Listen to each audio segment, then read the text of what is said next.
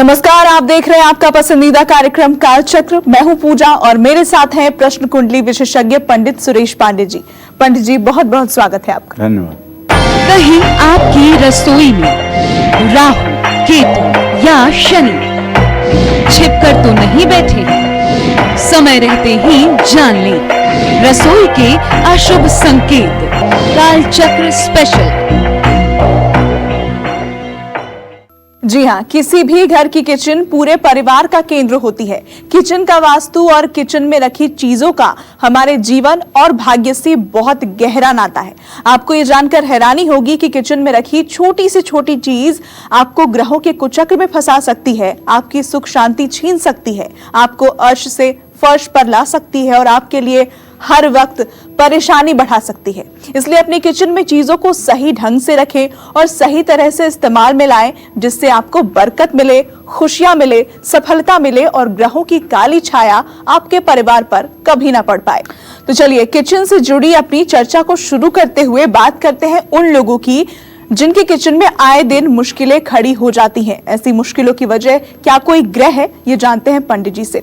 पंडित जी, kitchen में रखी चीजों का क्या कनेक्शन होता है हमारे स्वास्थ्य से, हमारे घर में आने वाली खुशियों से, या फिर अगर बुरी नजर से? इसके बारे में दर्शकों को बताइए सबसे पहले। किचन से वो संबंध है जो संबंध एक व्यक्ति को जीवित रहने के लिए श्वास का है। कहते हैं कि पेट न होता तो भेंट न होता, और उस पेट की पूजा करने के लिए वही एक स्थान रसोई है जहां से उसको सप्लाई मिलती है। और रसोई हर समय ज्योतिष शास्त्र के आधार पर हम लोग बताते हैं कि आप अपने साउथ ईस्ट के डायरेक्शन में, जो आपके घर का दक्षिण पूर्व का कोना हो, वहां अपनी रसोई बनाएं। और रसोई ऐसी जगह बनाएं जहां नॉर्थ ईस्ट में पानी का सिंक लग सके, जहां साउथ ईस्ट के कोने में आपका गैस सिलेंडर रह सके, जहां वेस्ट साइड में आपकी फ्रिज रह सके। इस तरह से अगर रसोई की आप परिकल्पना करके और रसोई बनाते हैं तो निसंदेह रूप से उस घर में निवास करने वाले लोगों का स्वास्थ्य अच्छा रहेगा, मन मस्तिष्क अच्छा रहेगा, सब कुछ ठीक रहेगा। जिन लोगों की जन्म कुंडली में बुध ग्रह और चंद्रमा ग्रह, इनकी स्थिति ठीक नहीं है, तो उनकी रसोई या घर में अक्सर कीड़े आते रहते हैं। जरा गौर करके देखिएगा कि कहीं आपके घर में आए दिन कॉकरोच तो नहीं दौड़ते हैं? कहीं आपके घर में सिंक के नीचे जहां पानी जमा होता है वहां सफेद सफेद छोटे छोटे कीड़े तो नहीं दिखाई देते हैं? अगर हां तो कुंडली दिखवा लीजिए, चंद्रमा और बुध आपकी कुंडली में खराब होगा। परिवार की महिलाओं का, ऐसे परिवार में परिवार की महिलाओं के सेहत पर इसका बहुत बैड इफेक्ट पड़ता है। जब घर में या सूर्य की दिशा आपके लिए सही ना हो, माने पूर्व दिशा आपके लिए सही ना हो, तो घर की रसोई में रखा हुआ कोई भी ताजा सामान सड़ सकता है। देखिए, अगर ईशान कोण में पूजा स्थान बनाया जाता है तो अग्नि कोण में रसोई क्यों? प्रश्न ये उठता है। उत्तर इसका यह है कि सूर्य देव उदयाचल पर्वत से नॉर्थ ईस्ट से अपना प्रकाश देना शुरू करते हैं भारतवर्ष में, और ये प्रकाश 1 से 1.5 घंटे तक बना रहता है। उसके बाद वो धीरे धीरे ऐसा लगता है कि जैसे सूरज चल रहा है, लेकिन सूरज कहाँ चलता है, वो तो पृथ्वी चल रही है। तो धीरे धीरे वही सूर्य की रोशनी अग्निकोण की जगह में आ जाती है, और अग्निकोण में जब सूर्य की किरणें प्रवेश करती हैं तो वहाँ रसोई में किसी प्रकार का फंगस, किसी प्रकार की बैक्टीरिया, किसी प्रकार का विषाणु कीटाणु सब सूर्य की रोशनी से समाप्त हो जाते हैं। इसलिए साउथ ईस्ट के डायरेक्शन में ही हर समय किचन बनाने के लिए, भोजनालय बनाने के लिए विधान शास्त्रों में किया गया है। ये ऐसे ही नहीं है कि जो चाहे वो लिख दिए, कुछ उसका कारण है जिसके कारण ऐसा किया गया है। और जानते हैं, जिस घर में कीड़े दिखाई दें, कॉकरोच दिखाई दें, छिपकलियां किचन के ऊपर घूमती हों, विश्वास करिए ऐसे घर में रहने वाले जितने लोग होते हैं उतनी बुद्धि, और बिना कलह के तो कभी रोटी खा ही नहीं सकते। कलह का वातावरण जरूर होगा, माँ बेटी में नहीं बनेगी, बाप बेटे में नहीं बनेगा, ये सब स्थितियां बिना किसी कमी के होंगी। तो जब घर की रसोई में आए दिन कुछ न कुछ टूटना शुरू हो जाए और उपकरण खराब होने शुरू हो जाएं, जैसे आपका मिक्सर ग्राइंडर है, वो इतना तेज चिल्लाए कि पूरा मोहल्ला जान जाए। आपने ओवन मशीन रखी हुई है, वो आए दिन खराब रहती है। आपने चिमनी लगवाई हुई है, ज़्यादा दिनों काम नहीं करती है। आपने एग्जॉस्ट फैन लगाया है, बार बार वो जलता है। आपकी फ्रिज बार बार खराब होती है। तब आप समझ लीजिएगा कि मंगल और शनि दोनों की स्थिति आपके जन्म कुंडली में अच्छी नहीं है। इससे रिश्तों में दरार आनी शुरू हो जाती है। जब आपका राशन जल्दी जल्दी खत्म होने लगे, तो घर में राशन की बर्बादी होने लगे, तब समझ लीजिएगा कि आपके परिवार पर पितर दोष की छाया है। जानते हैं, पितर दोष की छाया के लिए कहीं न कहीं हम और आप भी जिम्मेदार हैं। कैसे? आपने कभी किसी को पिंडदान करते देखा है? नहीं देखा होगा। और अगर देखा होगा तो जवाब यह है, पिंडदान में जौ के आटा, चावल के आटा और काले तिल के आटे से पिंड बनाया जाता है। और वो पिंड भगवान विष्णु को, भगवान शिव को और ब्रह्मदेव को निवेदित किया जाता है, ब्रह्मा विष्णु महेश को। तो ये जब पिंडदान किया जाता है तो हमारे पितरों को इससे मुक्ति मिलती है। तो अब कुछ दिनों से, जब से लोगों के घर में फ्रिज आई है, तो एक नया सिस्टम है कि आटा गूंथ लेंगे और थोड़े से आटे का यूज कर लेंगे, फिर जो बचा आटा होगा उसको फ्रिज में रख देंगे और दूसरे दिन उसी आटे का फिर उपयोग करेंगे। अरे भाई, जब गूथा हुआ आटा साफ सुथरा आप किचन में रख रहे हैं, तो अगर पितर दोष है आपके यहाँ, तो क्या पितर उस आटे पर अपना प्रभाव नहीं दिखाएंगे? मैं विश्वास के साथ कहता हूँ, पितरों की उस पर निगेटिविटी, नकारात्मक ऊर्जा आएगी और उसी को जब आप दूसरे दिन रोटी बनाकर खाएंगे तो आपका भविष्य निश्चित रूप से प्रभावित होगा। तो मैं तो इस कार्यक्रम के माध्यम से अपने सभी दर्शकों से एक ही चीज कहना चाहूंगा कि देखिए, जितना आटे की जरूरत है उतना ही आटा गूंथिए। फ्रिज में अगर आपने आटा रखना शुरू किया है तो कहीं न कहीं से ये आप एक अनर्थ को निमंत्रण दे रहे हैं। घर में रखे चकला और बेलन पर शायद ही किसी का ध्यान जाता हो, लेकिन यही चकला बेलन आपको बीमार कर सकता है और धन की हानि भी कर सकता है। कैसे? आइए इस बारे में जानते हैं। पंडित जी, अब ये बताइए कि चकला और बेलन, इसका क्या कनेक्शन है हमारी किस्मत के साथ और क्या तरीका है सही इस्तेमाल करने का? बहुत सही पूजा। देखो, लोग सोच रहे होंगे कि पंडित जी क्या क्या बात करते हैं। देखिए, आपके पूर्वज जो बताते थे, अब आप छोटी सी फैमिली लेकर के शहरों में रह रहे हैं। अब आपकी सास, आपकी दादी सास, आपके मतलब दादा बताने के लिए नहीं है कि ये तुम गलत कर रहे हो या सही कर रहे हो। तो कार्यक्रम के माध्यम से ही अपनी पुरानी बातों को आप तक पहुंचाने की मैं कोशिश करता हूं। देखो, चकला और बेलन ये दोनों राहु का प्रतिनिधित्व करते हैं। जब भी आप चकला बेलन का इस्तेमाल करते हैं तो उसे हर बार साफ करके ही आपको इस्तेमाल करना चाहिए। वास्तु के अनुसार अगर आप कभी कभी चकला बेलन साफ करते हैं तो इससे रोग और धनहानि होती है। तो इसी वजह से कहा जाता है कि रोजाना चकला बेलन जरूर धोना चाहिए। इससे आपके घर परिवार में निरोगी काया सबकी बनी रहेगी और लोग प्रसन्न रहेंगे। रोटी बनाते समय जब भी चकले से आवाज आती है, कुछ लोग जब रोटी चकले पर बेलना शुरू करते हैं, खट खट खट खट खट खट की आवाज आती है।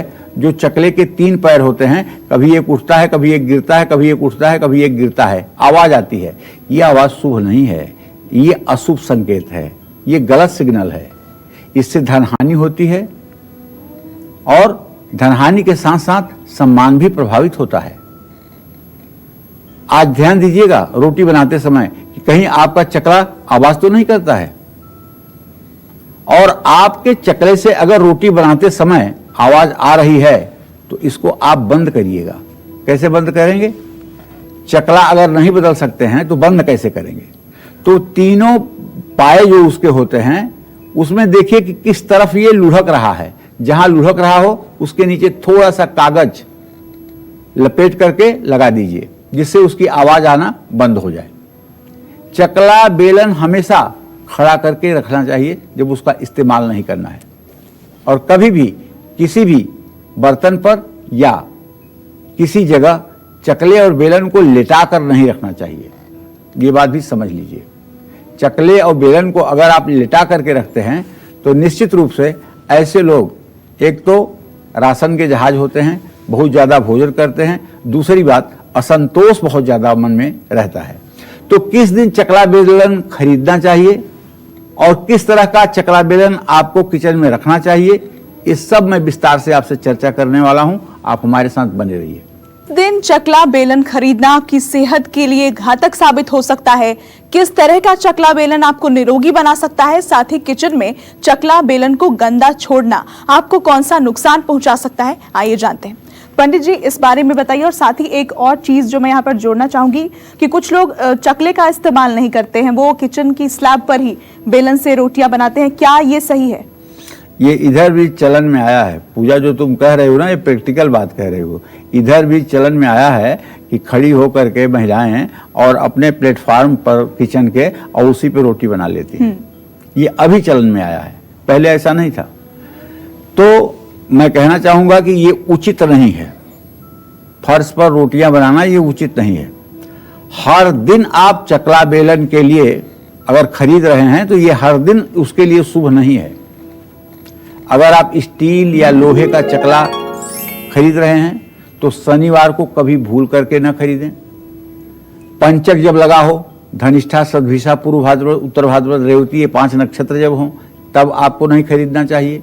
मंगलवार और शनिवार को लकड़ी से बना हुआ चकला बेलन भूल करके भी नहीं खरीदना चाहिए। चकला बेलन खरीदने का सबसे शुभ दिन है बुधवार। वास्तुशास्त्र में चकला बेलन की धातु के बारे में बताया गया है। वास्तु के अनुसार स्टील के चकला और बेलन दोनों सबसे अच्छे माने जाते हैं। हालांकि लकड़ी के चकला और बेलन को रोगी बताया गया है। क्यों जानते हैं? उसमें पानी रोज पड़ते पड़ते ना कहीं से फफूंद लग जाता है। लकड़ी में कहीं न कहीं से फफूंद लग जाता है, इसलिए लकड़ी जो है पानी को ज्यादा सोखता है, तेल को ज्यादा सोखता है, तो इसमें साफ सफाई की दिक्कत होती है। इसलिए मैं तो कहूंगा कि एक बार आपका बेलन तो हो भी जाए लकड़ी का, लेकिन चौका तो भूल करके भी नहीं होना चाहिए लकड़ी का। और रोटी बनाने के बाद ऐसा ना करें कि रोटी बनाने वाली थाली में आपने बेलन गिरा दिया और चकले को यथास्थान छोड़ करके आपने अपना काम शुरू कर दिया। नहीं, ऐसा नहीं करना चाहिए। चकला और बेलन को धो पोंछ करके उसे सुव्यवस्थित जगह पर रख दीजिए। ऐसा करने से परिवार के सदस्यों को रोग और धन की हानि नहीं हो सकती है। चकला बेलन को हमेशा सुखा करके रखिए। गीला चकला बेलन कभी भी ना रखिए। और रसोई में 3 चकले कभी नहीं रखना चाहिए, इससे घर में क्लेश का माहौल बनता है।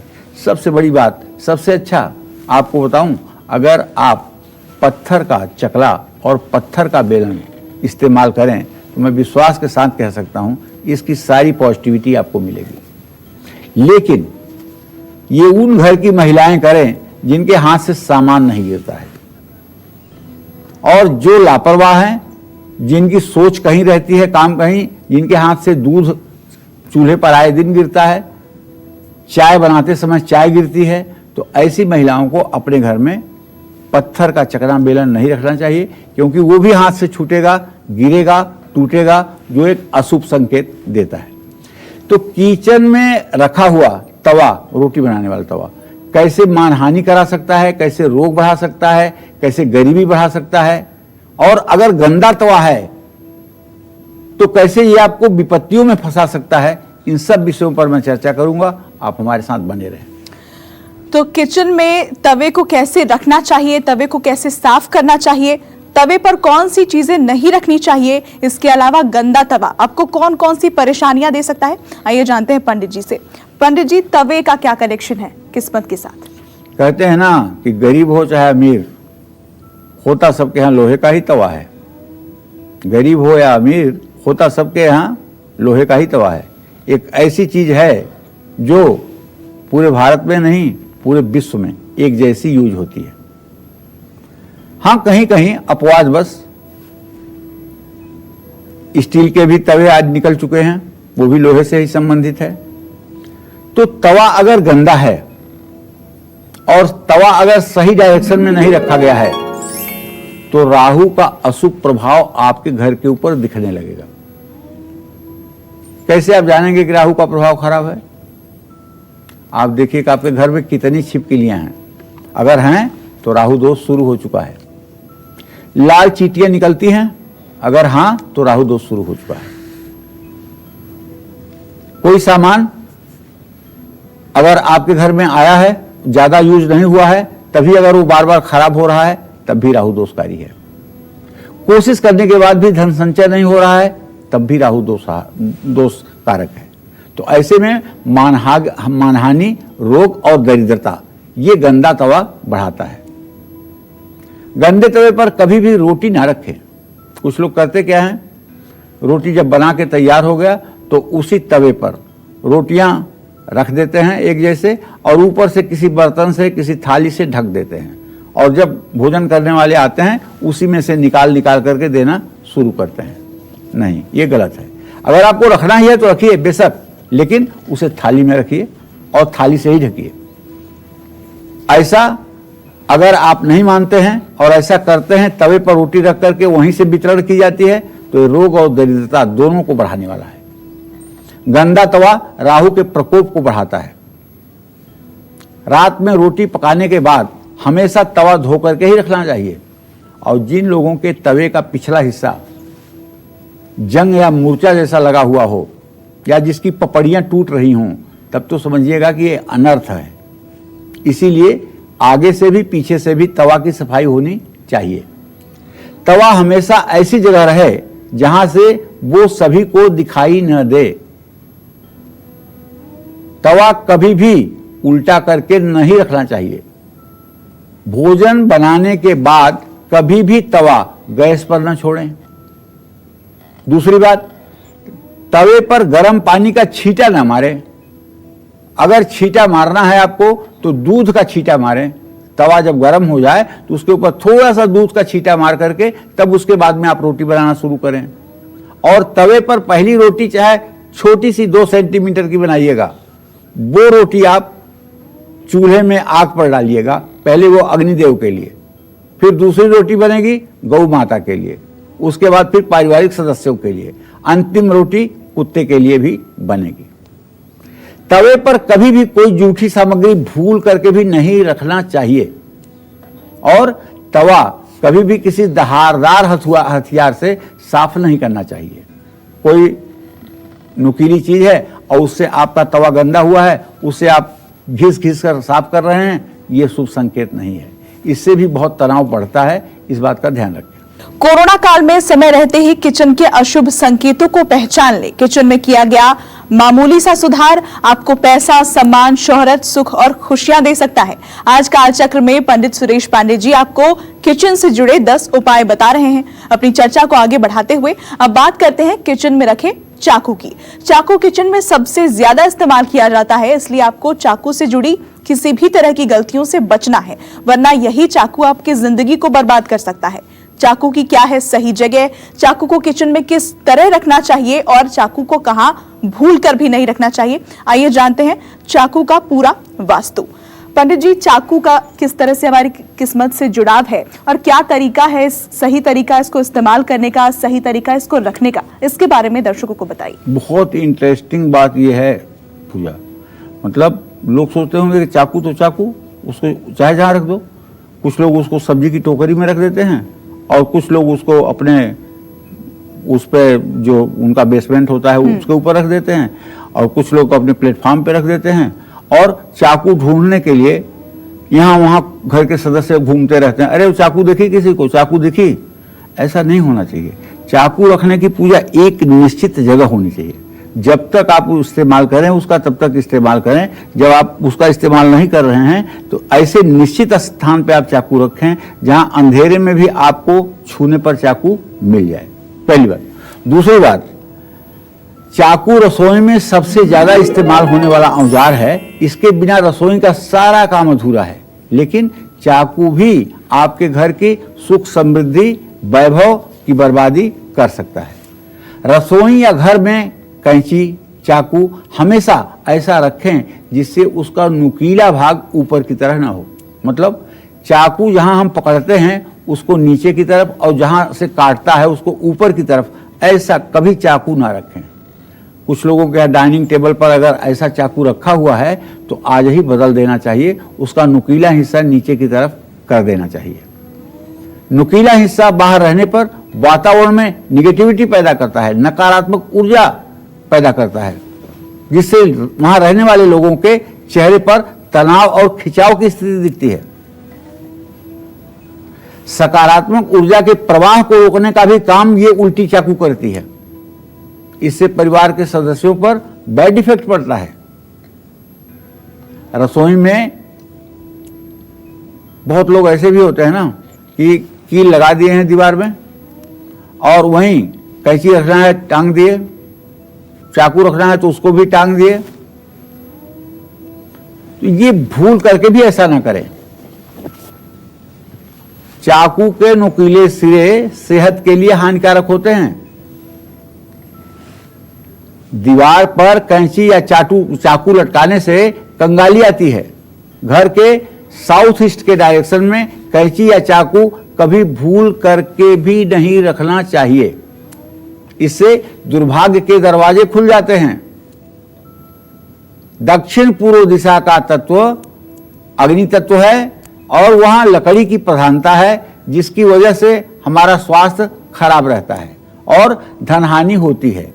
सब्जी काटने के बाद चाकू को हमेशा धो करके ही रखना चाहिए। और एक बात ध्यान रखें, टूटी हुई चाकू या खंडित चाकू इस्तेमाल नहीं करना चाहिए, उसे शनिवार के दिन कूड़े में डालकर निकाल देना चाहिए। तो मसालों का सिर्फ स्वाद ही नहीं बल्कि ग्रहों से भी गहरा नाता है। ऐसे में कौन कौन से मसाले आपको सभी ग्रहों के शुभ फल दे सकते हैं, आपकी खराब सेहत को ठीक कर सकते हैं, आपके भाग्य को चमका सकते हैं, आइए इस बारे में जानते हैं। पंडित जी, किचन में रखे मसालों का भाग्य से क्या नाता होता है, ये बताइए। देखो, किचन में रखे हुए मसाले से नहीं, किचन में रखी हुई एक एक छोटी छोटी चीज जो है हमारे भाग्य को इफेक्ट करती है। और रसोई में रखे हुए मसाले भी आपके किस्मत के खराब ग्रहों को बदल सकते हैं। और आप जानते हैं सौंफ का संबंध जो है शुक्र और चंद्रमा से है। सौंफ को मिश्री के साथ खाने से चंद्रमा और शुक्र दोनों मजबूत होते हैं। ऐसे लोगों को ना तो पायरिया होती है, दांत की बीमारी, ना तो पायरिया होती है और ना ऐसे लोगों के शरीर से पसीने की बदबू निकलती है, जो लोग सौंफ और गुड़ का भोजन के बाद सेवन करते हैं। सौंफ और गुड़ खाने से मंगल ग्रह का अशुभ प्रभाव कम हो जाता है। दालचीनी का संबंध मंगल ग्रह से और शुक्र ग्रह से है। काली मिर्च का नित्य सेवन करने से शनि मजबूत होते हैं। जौ से सूर्य और बृहस्पति दोनों ग्रहों को बल मिलता है। हरी इलायची, हींग और अदरक ये सब बुध ग्रह को प्रभावित करने वाली चीजें हैं। हींग का हर रोज सेवन करने से वात और पित्त जनित रोग समाप्त होता है, लेकिन हींग का उपयोग करना आना चाहिए। कुछ लोग ऐसे हींग का उपयोग कर देते हैं कि उसमें इतनी तेजी आ जाती है कि उस चीज की सेवन में बड़ी दिक्कत महसूस होती है। तो हींग के सेवन करने की विधि आनी चाहिए और उसे किसी सुलझी हुई अपनी गार्जियन महिला से पूछ लेना चाहिए। इसमें कोई अपमान की बात नहीं है जानकारी करना। तो हींग से आप जानते हैं क्रोध भी नियंत्रित होता है। क्रोध का नियंत्रण जो है वो हींग से है। जल्दी से बृहस्पति ग्रह इससे मजबूत होता है। ऐसे में हर रोज रात में हल्दी वाला दूध पीजिए। जीरा राहु केतु का प्रतिनिधित्व करता है और आप जानते हैं जीरा बहुत बड़ी औषधि है। जो काढ़ा आपको कहा बना के पीने के लिए, अगर उसमें भुने हुए जीरे का पाउडर भी थोड़ा सा मिला लिया जाए तो विश्वास रखिए संक्रामक बीमारियां बहुत बार दुनिया में आई होंगी। उसका नाम कोरोना नहीं रहा होगा, लेकिन संक्रामक बीमारियां बहुत बार आई होंगी। बहुत डरने की जरूरत नहीं है, सावधानी बरतने की जरूरत है, दिशा निर्देशों का पालन करने की जरूरत है। लेकिन अगर आप डर गए तो निश्चित रूप से डरते ही आपका इम्यून पावर खत्म हो जाएगा, आपकी रोग प्रतिरोधक क्षमता समाप्त हो जाएगी और जब रोग प्रतिरोधक क्षमता आपकी समाप्त होगी तो रोग आपके ऊपर हावी होगा। आप अपने मन को समझाइए कि हमने कुछ गलत नहीं किया है, इसलिए कोरोना का कोई दंड हमको नहीं मिलना है। और ये जो मैं काढ़ा बता रहा हूं इसका आप सेवन करें, सुश्रुत संहिता में इसका वर्णन है, निश्चित रूप से फायदेमंद होगा। बिना किसी दिन के क्या खाने से आपको नवग्रहों की असीम कृपा मिल सकती है, इस विषय पर भी चर्चा जारी रहेगी। बिल्कुल। तो क्या खाने से शनि देंगे शुभ फल, मंगल नहीं करेंगे अमंगल और राहु केतु रहेंगे शांत, साथ ही सूर्य चंद्रमा बुध शुक्र और गुरु का भी मिलेगा साथ, कैसे, आइए जानते हैं। पंडित जी, अलग अलग ग्रहों की कृपा पाने के लिए किस दिन क्या खाना चाहिए, किन चीजों का सेवन करना चाहिए? देखिए, सूर्य को मजबूत करने के लिए सूर्य ग्रह हमारे जिंदगी में मजबूत तब होगा जब हमारा आत्मविश्वास बढ़ेगा, जब हमें पिता की संपत्ति मिलेगी, जब हमारे पिता की कृपा हमारे साथ रहेगी, तब सूर्य मजबूत होगा। तो सूर्य को मजबूत करने के लिए रविवार को गेहूं की रोटी और गुड़ का सेवन स्वयं करना चाहिए। अगर गर्मी है तो सत्तू का भी सेवन आप कर सकते हैं। और सोमवार को घर में खीर जरूर बननी चाहिए, और ये खीर देवी देवताओं के प्रसाद के रूप में भी रखी जानी चाहिए, और छोटी कन्या अगर हो तो उसे भी खिलाया जाना चाहिए। दूध से बनी हुई चीजें अगर सोमवार के दिन आप खाते हैं तो इससे चंद्रमा मजबूत होगा। मंगलवार को घर में मसूर की दाल बना करके जरूर खाएं, और खिचड़ी भी खा सकते हैं, जौ की रोटी भी खा सकते हैं। मंगलवार को और बुधवार को मूंग की दाल का हलवा बना करके उसका भोग देवी देवताओं को जरूर लगाना चाहिए, इससे मंगल को भी बल मिलेगा। और बुधवार के दिन हरी सब्जियां जरूर बनानी चाहिए। जो लोग साबुत मूंग छिलके वाली ये बना करके भोजन करते हैं उनका भी बुध ग्रह अच्छा हो जाता है। बुध खराब किसका होता है? जिसके शरीर में चर्म रोग ज्यादा होता है। बुध खराब किसका होता है? जिसके मामा उसके दुश्मन बन जाए। बुध खराब किसका होता है? जिसके दोस्त सिर्फ और सिर्फ स्वार्थी हो जाए। बुध खराब किसके होता है? जिसके मुंह से दुर्गंध निकलती हो। तो ये सब अगर आप बुरे प्रभावों से बचना चाहते हैं तो गुरुवार को घर में कढ़ी जरूर बनाइए, या फिर बेसन का हलवा बनाइए। चने की दाल और केला खाने से भी फायदा होगा।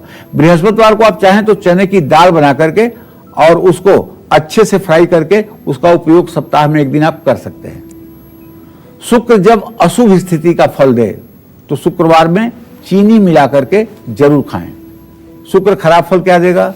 दाम्पत्य जीवन कलहपूर्ण होगा, बढ़िया कपड़ा बढ़िया भोजन नहीं मिलेगा, बढ़िया घर में रहने का सौभाग्य नहीं प्राप्त होगा, अभाव में जिंदगी कटेगी, लोग आपको महत्व नहीं देंगे, आपको वैल्यू नहीं करेंगे। तो ऐसा अगर शनि भी कष्ट दे रहा है तो शनिवार को घर में काले चने जरूर बनाएं।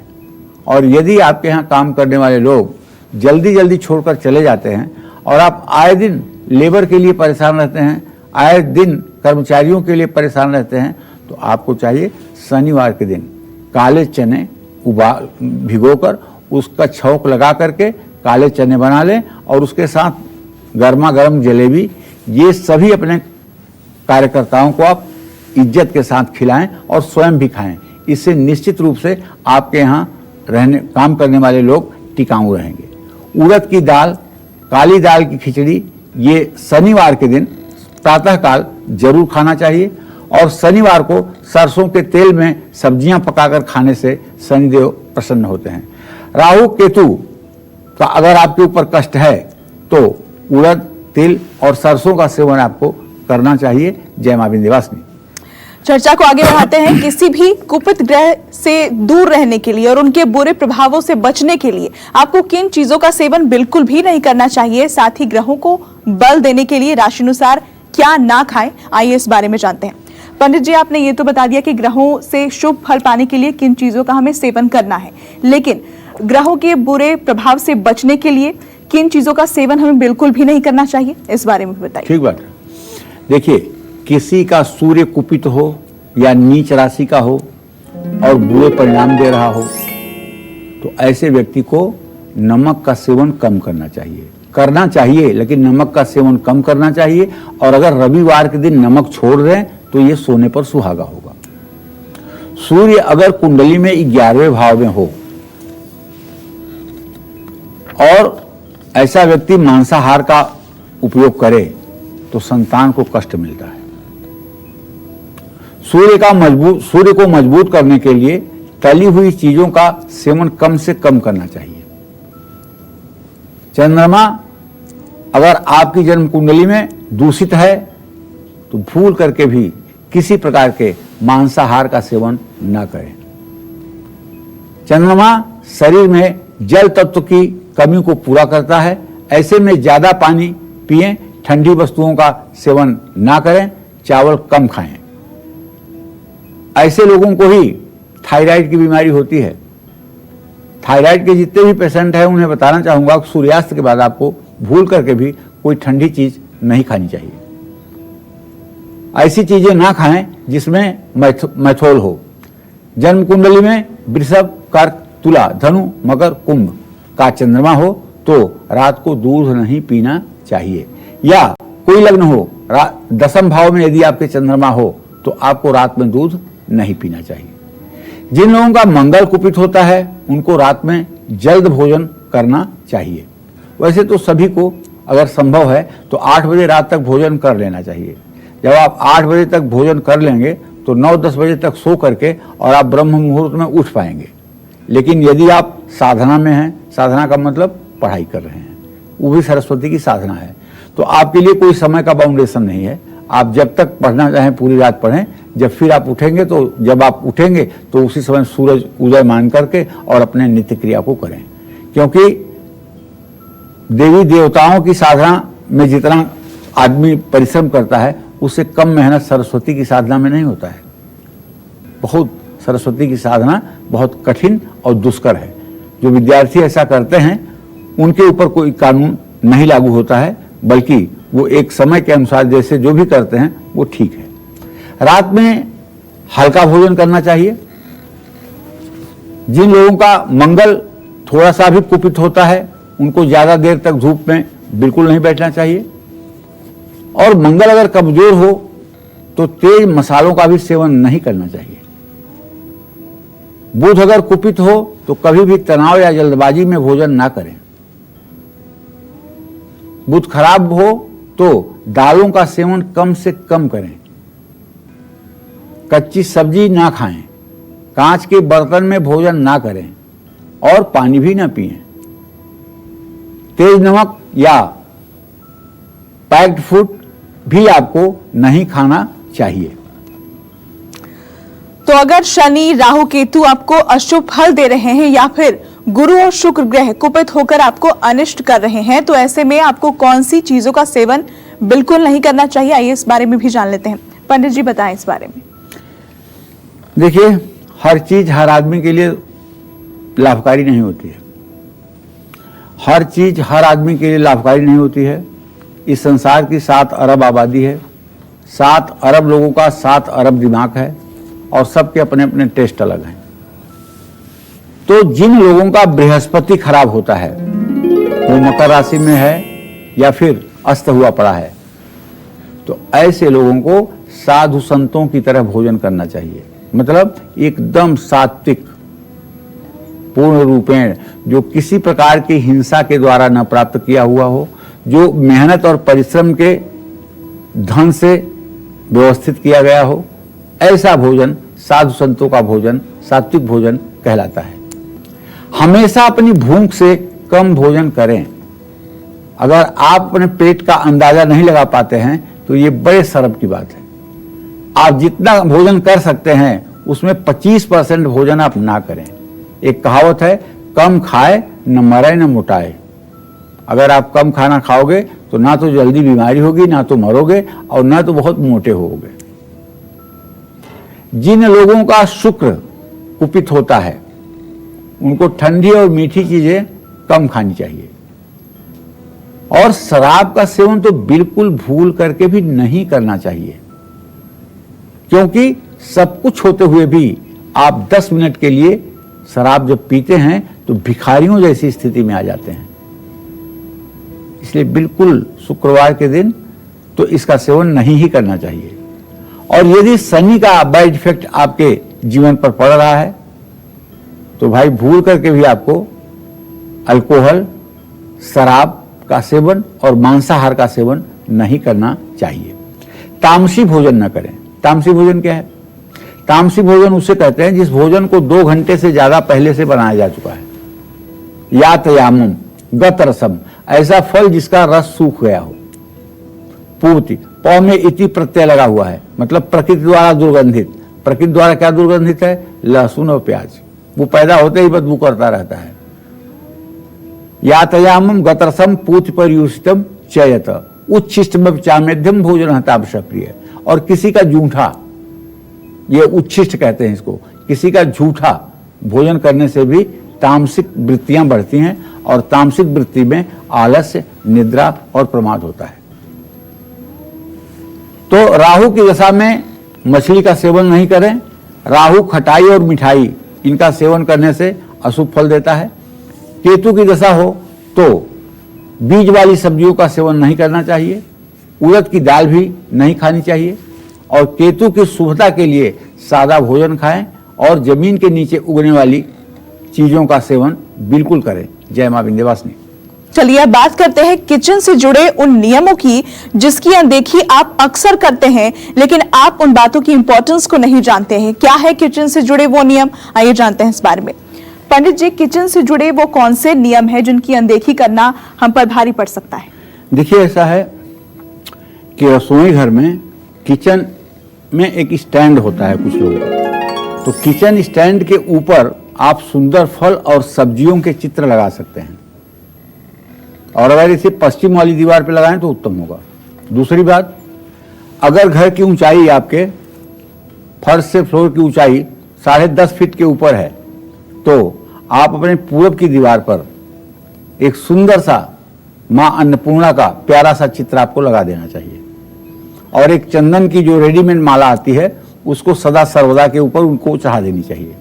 अन्नपूर्णे सदा पूर्णे शंकर प्राण वल्लभे ज्ञान वैराग्य में देहि भिक्षाम देहि च पार्वती। अन्नपूर्णा की कृपा हो जाए तो सारी दरिद्रता अपने आप भाग जाएगी। और कीड़े मकोड़े अगर किचन में घूम रहे हैं, फिर कह रहा हूं, तो सावधान हो जाइए। रसोई की तुरंत सफाई करवाइए। और अगर बार बार चींटियां दिख रही हैं, बार बार कॉकरोच दिख रहे हैं, तो उसका ठीक से पेस्ट कंट्रोल करवाइए। उस अग्नि, और अगर आप भोजन के लिए भोजन बनाने जा रहे हैं तो पहली रोटी जो बने उसको आग के ही हवाले करना चाहिए। इदम अग्निदेवाय न मम, अग्निदेव के लिए है, उसे अग्निदेव को अर्पित करें। और अग्नि द्वारा पकाए गए अन्न पर सबसे पहला अधिकार जो होता है वो अग्निदेव का ही होता है। अच्छा, भोजन की थाली को हमेशा किसी बर्तन या चटाई या चौके पर या टेबल पर सम्मान के साथ रखना चाहिए, इज्जत के साथ रखना चाहिए। खाने की थाली को कभी भी एक हाथ से पकड़ करके किसी को भोजन नहीं परोसना चाहिए। ऐसा करने से खाना प्रेत योनि को प्राप्त होता है। भोजन करने के बाद थाली में हाथ भी नहीं धोना चाहिए, हाथ उठ करके ही धोना चाहिए। तो थाली में कभी जूठन या जूठन जैसी चीज आप छोड़ करके न उठें।